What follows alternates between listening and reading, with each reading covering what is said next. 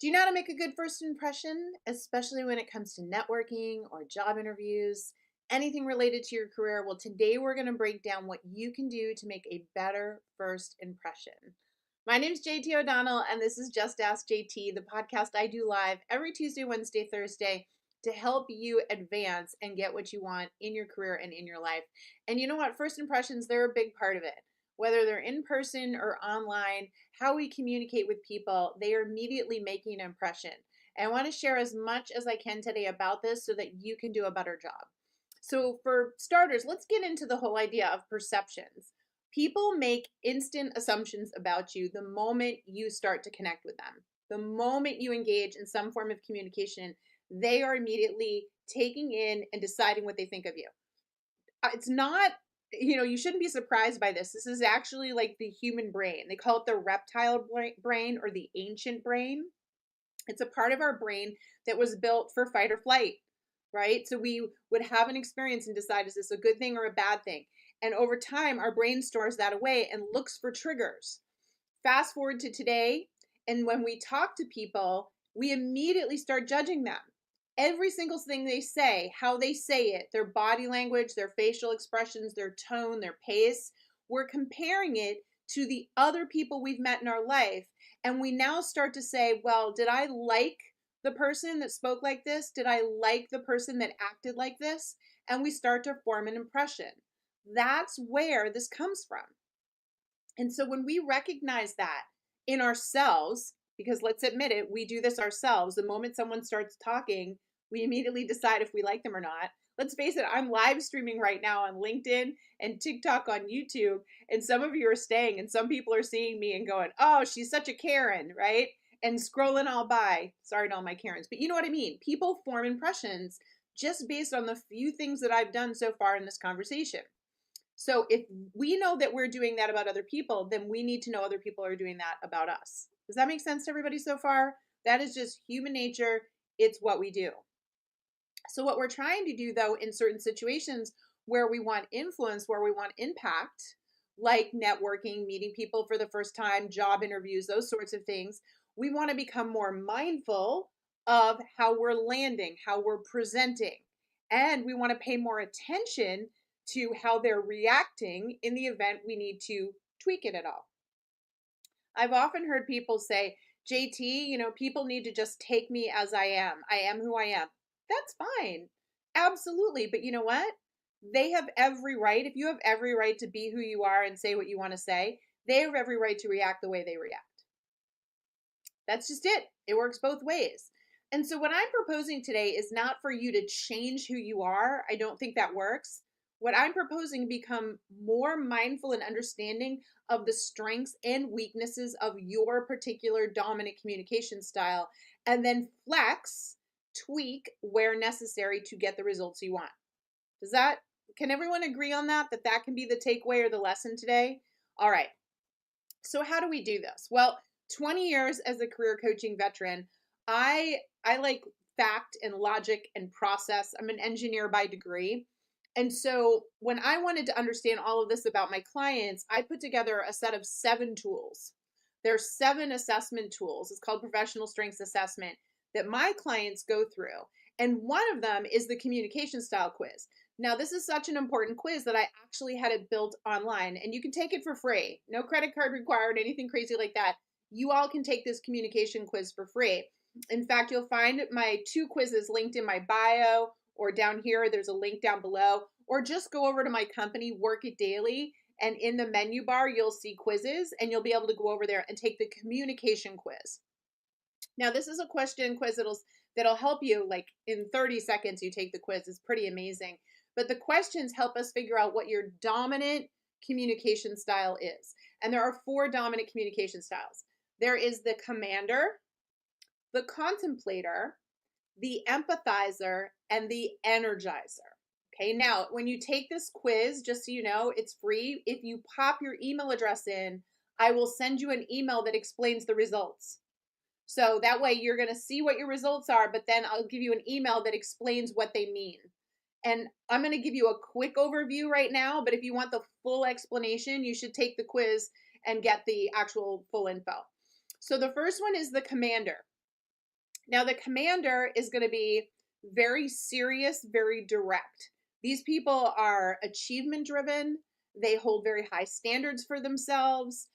They're very good under pressure. They're not afraid of conflict. They understand that conflict brings about resolution. And so these individuals are put, think of the title, commander, in charge a lot of the time because being in charge is hard, right? They're comfortable with not everybody liking them, which when you're in charge, not everybody is going to like your decisions, right? But they hold themselves like really accountable to do a great job and to exceed expectations. Like I said, they're high achievers. So communication style wise, they're going to be more direct. They're going to be more clipped, meaning they're going to talk at a fast tone, but it's going to be, it's going to come across a bit more intense because they're pushing forward, they're trying to get things done. Their body language is going to be a little bit more buttoned up too, right? They're not going to be all sorts of flowy or open or super expressive. They're very dialed in. You can always tell with the commander, they're very dialed in. Think about the name, okay? And so they'll talk at a faster tone, but it's more serious. And they're, again, very, very pulled together. They've just kind of got an aura of a bit more intensity to them. And that's what generates them a lot of respect a lot of times, right? They're almost feared ever so slightly. So commanders need to be aware of this. I mean, the upside to that is that, people do like to put them in charge because of all these wonderful traits. The downside is when you're meeting somebody for the first time, if your commander style is coming across really strong to somebody who's not a commander, they might find you a bit cold. They might find you a bit harsh, a bit intense, too serious, not going to be easy to get along with. So commanders really need to pay attention to the person they're interacting with to see if they have similar communication style or if they're vastly different. Now, let me get through the other three styles and you'll start to see what I mean. Okay. Somewhat similar to the commander in terms of less body language and facial expressions is the contemplator. Okay, so they are more buttoned up as well, but for very different reasons. Contemplators are the thinkers. They think it through, right? They really believe measure twice, cut once. They cross their T's, they dot their I's. More importantly, contemplators are very tactful. So this is where it starts to diverge from the commander who tends to be less tactful, right? More direct. A contemplator, and one that I once worked with, said to me, JT, every time I open my mouth, it's a window to my soul, which meant he wanted to make sure that whatever he said was landing correctly, that people understood it. So what will happen with contemplators is they will be more quiet, they will be more reserved. Again, less body language, less facial expressions, but a calmer, slower, more measured tone and pace to their voice. So these individuals are wonderful to have on a team. They're very reliable. They'll often ask a question that everyone else is running around really fast, and they'll ask that one question and everybody will go, huh. They come across very wise. The challenge, contemplators, and I bet there are a lot of you out there, is that you're also most often passed over for promotion. Let me say that again. You're most often passed over for promotion. The reason for that is that contemplators, the vibe they give off is they're fine with how everything is. They don't have a strong opinion one way or another, right? That's the aura that you give off. Now, that couldn't be further from the truth. Contemplators feel very deeply and have strong opinions. They're just very careful and they're non-confrontational. So they're not going to just blurt it out and get into a big mix-up. They're going to pull back. They're going to think about it. They're going to take their time. They're going to find the right way to present something. The downside to that in first impressions is you might come across as aloof, like you don't care, right? You're not interested. You might even come across as a snob. And I mean, contemplators couldn't be more opposite. But a lot of times that lack of engagement, that introvertedness of that contemplator is hurting them in first impressions. And so for contemplators, if you know first impressions, you've got to pay attention and recognize if you're dealing with somebody who's more extroverted, more direct, you don't have to change who you are, but you need to be mindful that you're going to have to speak up a little bit more, right? Have a little bit more energy to you in order for them to see you and take you in, as opposed to kind of almost dismiss you as timid or shy, which can work against you. Okay. All right. So we've got the commander, the contemplator. Again, reminder, if you're listening to this podcast and you want to take the quiz for yourself, it's totally free. Go over to my site, workitdaily.com, and you'll see quizzes at the top and take the communication quiz. It's also linked in my bio or linked in the link down here. Okay. Take the quiz. Now, the third type is somebody called an energizer. So they have, just like the name, a lot of energy. They're very fast paced, they're very quick witted. Like one of the superpowers of an energizer is that they can, like a tense situation, they can diffuse it with a little humor. They know how to lighten the mood, right? They can make everybody laugh. And they're really like a team captain. They're a cheerleader for everybody. They can get everybody rowing in the same direction. The other thing is energizers are real visionaries. Like they can see things done and they can explain that vision. And so they're very persuasive. I joke that people that are energizers often could sell like ice to people living in Alaska because you could see the reasons why and explain it properly. They're very persuasive like that. They also have very good gut instinct, meaning they'll see things done and they'll understand things faster than others. Like for the rest of your life, my energizers, everyone plays catch up to you. Like you'll see something, you'll articulate it, and then 3 weeks later, everybody else is saying the same thing, and you're like, I could have called that, you know? And so energizers have that. The challenge, energizers, is that your energy is always apparent on you. You don't even have to speak, and people are reading your energy through eye contact, facial expressions, body language. It is just very, very present. You wear it on your sleeve, so to speak. So when you're in a positive energy state, people are feeding off you, right? They are loving that energy. They're feeding off you. When you're not feeling it, when you're not vibing it, everyone's walking on eggshells around you. And you're like, how do they even know? Like everyone else has a bad day. Why can't I have a bad day? Because you can't. Because you're an energizer. Because your energy literally is what people take in about you. So when you're communicating with people, you need to pay attention. If they're not receiving that energy, if you're getting like the feeling they're retreating in from that energy, you might be just a little too strong, a little too extroverted, a little too out there, and you're going to want to rein it in. One of the other things that energizers can struggle with is the intensity of body language, voice tone, voice pace, hand gestures. Like things can go so quickly, and I'll talk about that more in a minute, that they don't realize the intensity in which they're coming across. And that can come across as, believe it or not, desperate or narcissistic. So energizers have to be really careful again about energy level and how it's manifesting in their communication style. Now that leads to my fourth and final, and this is called the empathizer. These people, everyone loves to have them on their team. They're very inclusive. They're very supportive. Empathizers, they can put themselves in other people's shoes. They're very relatable to people. So they have a lot of compassion, and that's why everybody loves them. You know, you're that person, if you're an empathizer, you remember little things about people. You ask them about, you know, their dog or their baby or whatever, what they did over the weekend. Like you're that person, and they love that energy about you. Again, everyone loves to have empathizers on the team. You're super non-confrontational too. You like harmony. You want everyone to feel safe and supported and loved and cared for. That's just the environment that you bring and how you act, and it's amazing. Here's the problem with it though. In some environments, in some work environments, that is not what's needed, right? They need things to move forward. They need things to happen. There needs to be conflict. There needs to be difficult things resolved. And that energy is very opposite or polarizing to your energy. So, you know, when you're meeting people for the first time, you want to be mindful of that too. Just because they're more serious or they're more direct or they're going at a faster pace, there's not anything wrong there. They're not looking for that laid back, let's hang out, let's become friends energy. They're looking for something a little bit faster from you.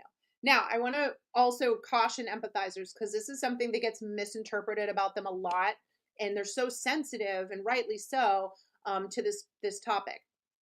Because you don't like confrontation, if somebody wrongs you or you're feeling uncomfortable, you don't tend to address it with that person. You want to go vent to somebody else because that's what everybody comes to you for, right? They come to vent to you like a sibling or a parent or anybody they can come in and load on, a best friend. And so you like to do the same thing. Problem with that is that it can look like you're talking behind somebody's back. It can look like you're a manipulator, right? Like you like getting everybody chatting behind each other's backs. Be very careful, empathizers. That very trait of you being empathetic and wanting to listen to people and understand people can get misinterpreted in the wrong environments. And so you want to be mindful of that and be really careful. If you need to go vent, try to find somebody outside your organization that you can really talk to that understands you, right? And can keep it on lock.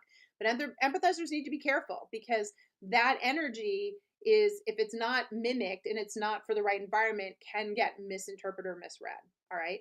Now, again, those were just really quick overviews of the 4 communication styles: commander, contemplator, energizer, empathizer. If you took the free quiz, you know which one you are. All right. I want to talk about communication situations that can go really wrong for you, and it has to do with your polar opposite. When we understand our communication style, our voice tone, our voice pace, our body language, our facial expressions, everything that we're saying and doing that's giving this aura, this vibe, we have a polar opposite. And when those 2 polar opposites get together, if it's not a good communication situation, it can feel awkward, really awkward. So let's talk about that. Let's talk about the pairing of the commander and the empathizer. So commanders are very direct, they're very serious, they're work driven, they're fact driven, they go at a fast pace, they don't want to make small talk, they don't care about how other people feel, they just want to get it done. They want momentum. That's what gives them peace, okay? Empathizers, non-confrontational, supportive, wants to get to know people, care about emotions, wants to feel heard and understood and cared for themselves, right? See how they don't match up? When these 2 get together, it can feel really awkward. So, my commanders, if you've ever been in a communication situation and you're like, "Oh my gosh, would this person just land the plane? Like, why do we have to make this small talk? Could they just give me what I need?" Right? You know that you're talking to an opposite. My empathizers, when you're talking to somebody and you're like, they're so intense, they're so rude, they're so direct, all they care about work, you know you're talking to your polar opposite. Just different communication styles. Don't get defensive. Neither side should diminish the value of the other. All 4 of these communication styles are really important. And smart people in their careers start to recognize that and go, wait a minute, that person has qualities that I don't have. Together, we could do some powerful things. There are things that they can do that I don't want to do by the very nature of my communication style. So we want to recognize the differences and not immediately judge them or decide that they're not a good person or even to decide that we can't get along with them. Of course you can. We can learn to get along with our polar opposites when we recognize the value of their communication style and its differences from our own. Okay? So let's talk about the other polar opposite then, right? Because that would be the energizer and the contemplator. Energizers, when you're in a high stress situation, you're meeting people for the first time and you're just like outwardly excited, your energy is going to go up. You're going to talk faster. There's going to be more hand gestures. There's going to be a lot going on, and you're going to be looking for reciprocal energy. Like your thought is to connect with this person, the energy I'm giving out is the energy I want to receive. Not for a contemplator. A contemplator is looking at you and can barely take it all in because you're going so fast. They're staring at the hand gestures and the voice tone. They're trying to pay attention, looking at the eye contact. It's very hard for them to take that all in and connect with you. And so they're going to get quieter. They're going to have like resting face. They're going to be just trying to pay attention and you're going to be like, what's going on? Meanwhile, the contemplator is like, I can't even keep up with this person, you know? And so when you see those polar opposites, again, let's not judge. Let's not decide that we can't get along with this person. Let's not let's not give up on communicating with them. Let's instead flex our style. Let's go, if I'm the energizer in that situation, I might want to slow it down. I might want to like sit on my hands. I might want to make the environment a little bit easier for that contemplator, you know? And the contemplator, I would want to smile more. Like, I don't want them to think I'm too serious or that I'm not paying attention. I'm going to try to smile more or nod or just give them a little bit more energy than I normally give so that they know that I'm feeding off that energy and that I appreciate it. These are all the little things that we can do when we're communicating, but only when we understand our style and then the style of the person we're meeting and start to think about the connection between the 2 and what we can do to adapt. I'm going to stop there. Does that make sense to everybody? I'm going to take a few questions today about first impressions, but I just want to recap.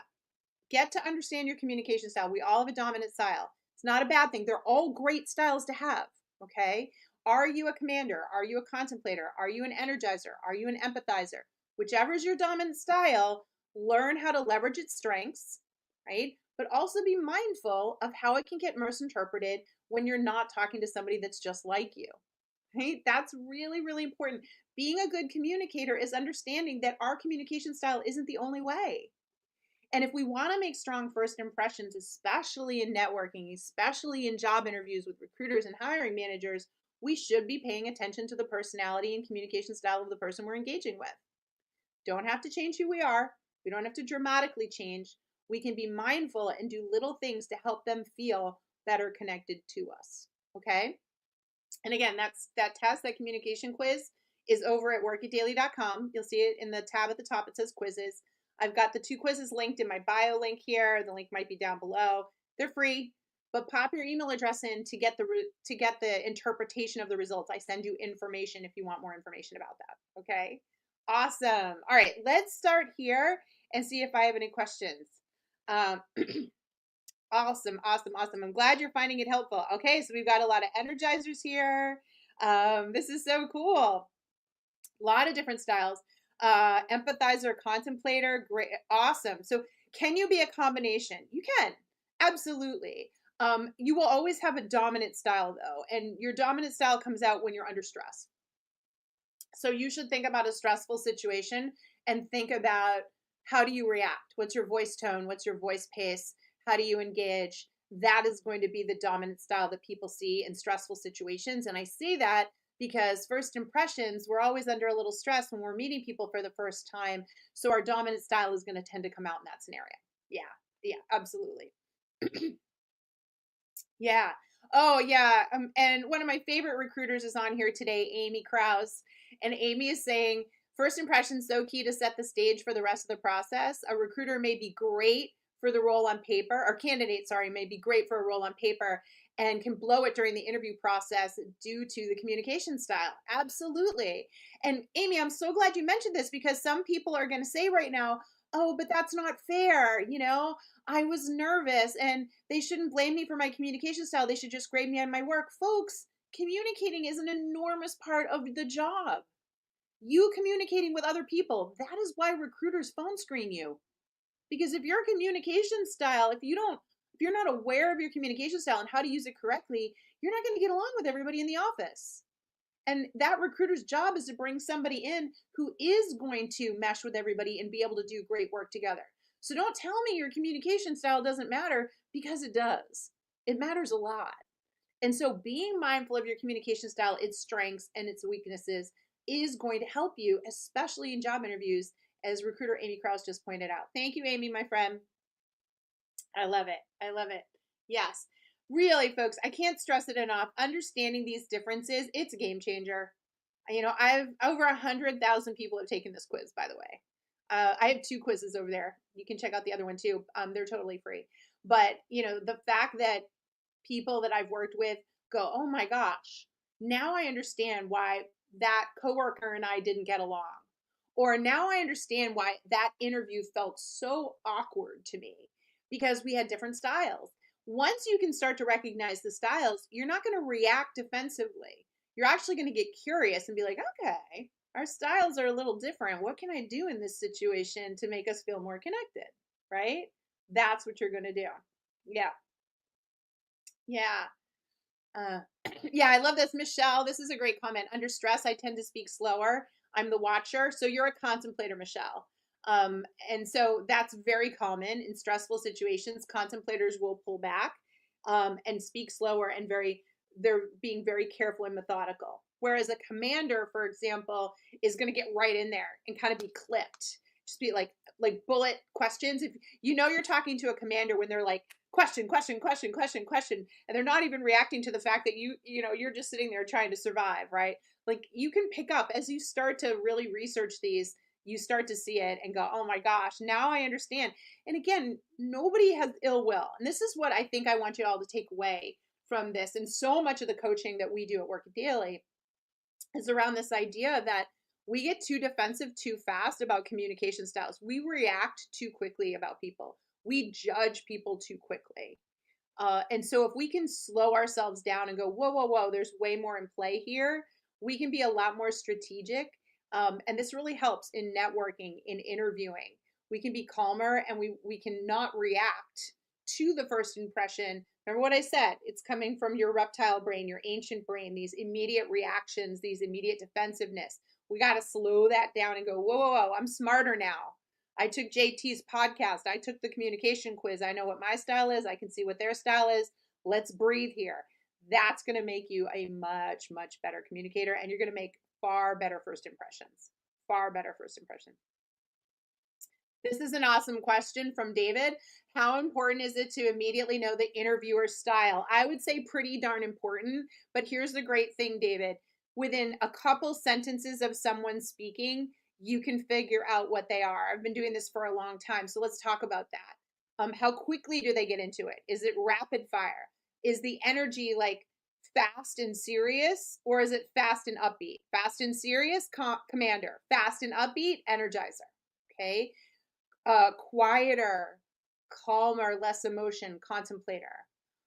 Calmer, but very sweet and kind, empathizer, right? So you can start to see pretty quickly, based on just tone and pace of voice, what style somebody is. Now, if you have the added benefit of them being on camera, you're going to be able to recognize eye contact, facial expressions, hand gestures, the speed and the amount of those will also start to reveal that to you literally within the first 60 seconds.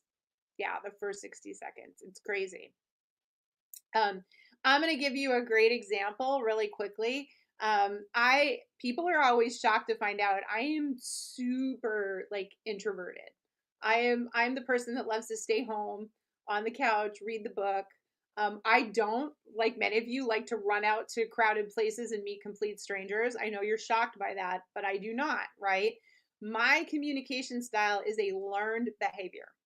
I've worked really, really hard on this to make an impact on the world the way I wanted to help as many people meant I had to do what I'm doing right now. And you can't deliver this without what? Without energy. So the persona or the communication style I choose to use with all of you is energizer, because for this environment, I want to be faster, energetic, excited, positive, persuasive, and do these things for you. I'm being brutally honest right now. There are parts of me that can be very commander, very serious, very intense, get things done. I'm a high achiever. There are parts of me that's very contemplator, reserved, really think before I speak.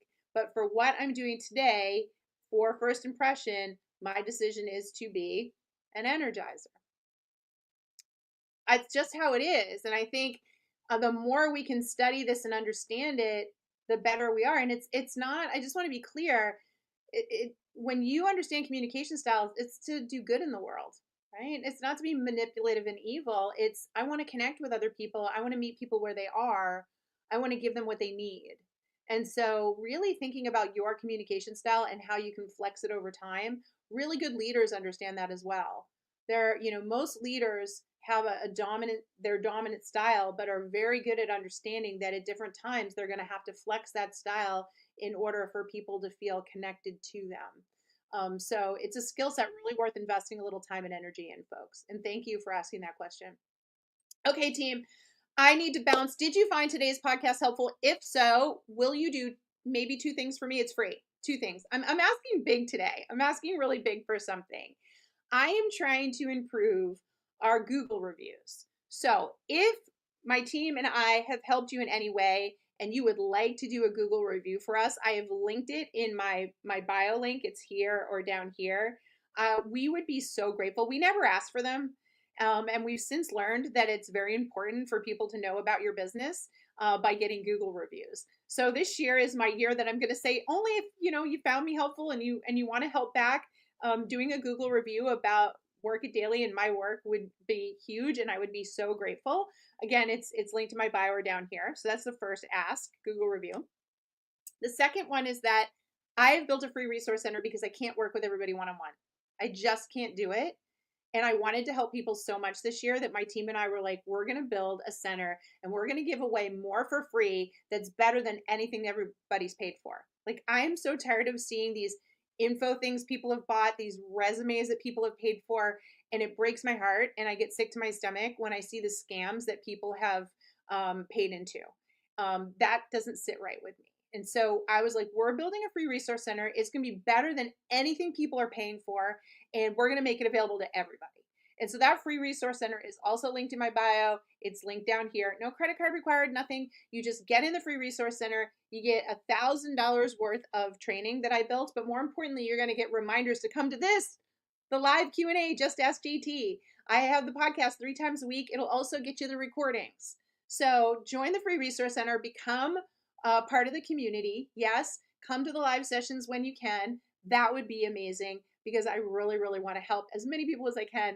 And like I said, I can't work with everybody one-on-one. So the free resource center is where you can do that with me and be part of the podcast, okay? Links up here, links down there. You guys are the best. Free resource center. Want to see you there. And hopefully I'll see you back tomorrow. Yes? Got another live podcast tomorrow.